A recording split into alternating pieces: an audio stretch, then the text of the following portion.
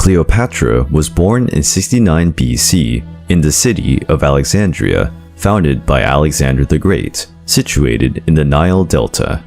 Cleopatra was an important queen of ancient Egypt, and her name continues to this day.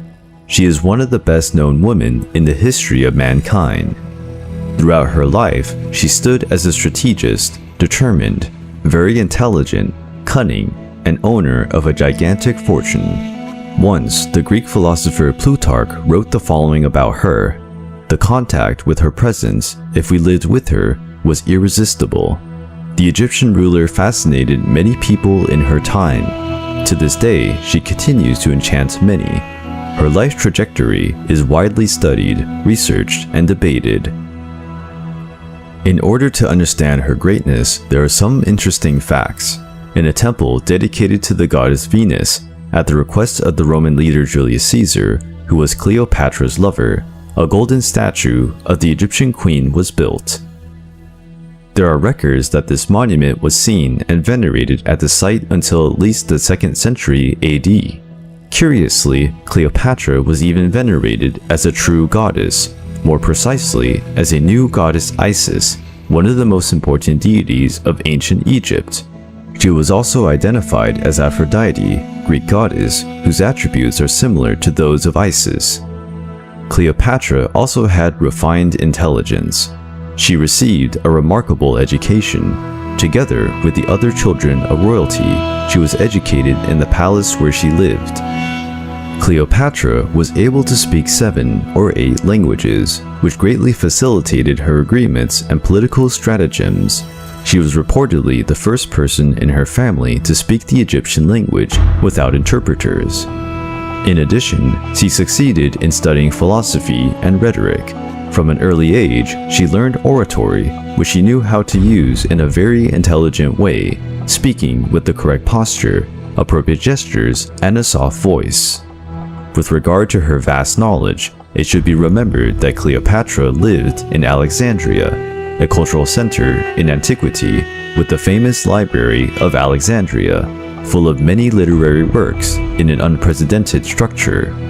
These local circumstances were very important and influential in the cultural formation of the Egyptian ruler.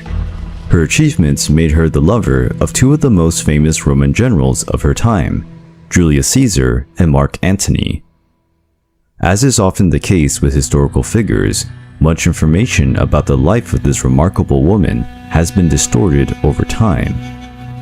Today, we can find the image of Cleopatra stamped on the most varied objects, and her name is known by many people, although not by everyone what she was like in reality. In fact, these physical representations of the figure of the queen usually consist of one of the many distorted points in her story. Regarding the queen's look, Plutarch wrote the following words: "She wasn't so unique that there were no comparison, or that we couldn't look at her without being touched." We can also get an idea of how she was physically through various coins that were created and circulated at the time when Cleopatra lived. These objects are the most reliable sources for us to imagine what she looked like. There are also some busts sculpted over time that apparently represent the queen.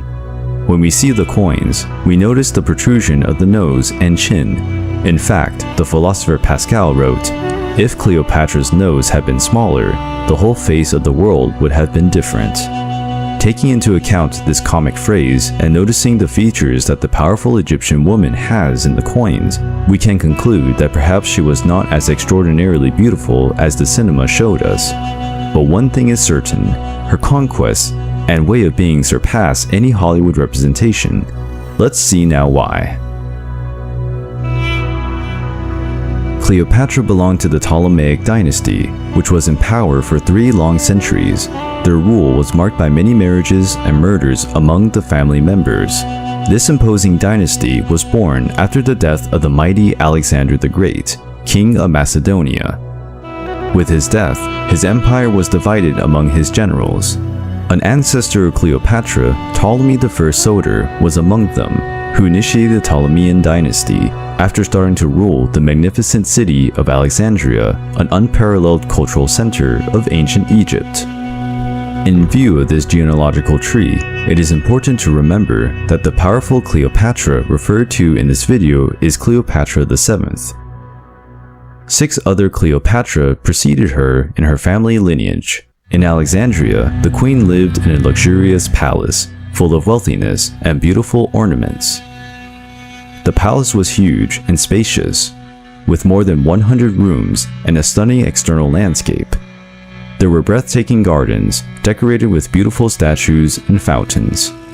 This fantastic palace was constantly enlarged with successive generations of Ptolemean figures. The site became the most luxurious palace in the Mediterranean. Cleopatra, daughter of Ptolemy XII, grew up in this reality.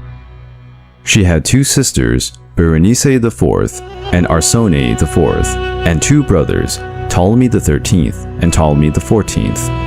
When her mother died, Berenice IV settled in power, but her period as ruler was short, and the young woman was killed by her own father. It is important to underline again that the lineage of the Ptolemies had as one of its main characteristics the murders. Later, Arsone IV was exiled by Julius Caesar and later executed by Mark Antony at the behest of his own sister Cleopatra. The fate of Ptolemy XIV was no different. Cleopatra began to rule Egypt at the age of 17, after the death of her father. According to tradition, she married his brother Ptolemy XIII, who, at the time, was only 13 years old. Sometime after Cleopatra became the queen of Egypt, her brother and husband, Ptolemy XIII, began to take an interest in ruling the country without the intervention of his sister. Pothinus, Achillas, and Theodotus of Chios, 3 important advisors to the young king, agreed with this idea to persuade the young man to break with Cleopatra and remove her from power. The queen, during her government, wanted to maintain political ties with Italy in a showcase of her strategic skills. Her goal was to strengthen friendship with the Romans, who could be important allies in the event of a civil war in Egypt. Her main ally would be General Pompey, leader of one of the most traditional Roman families. These diplomatic maneuvers led to Cleopatra being accused of treason for deceiving her brother.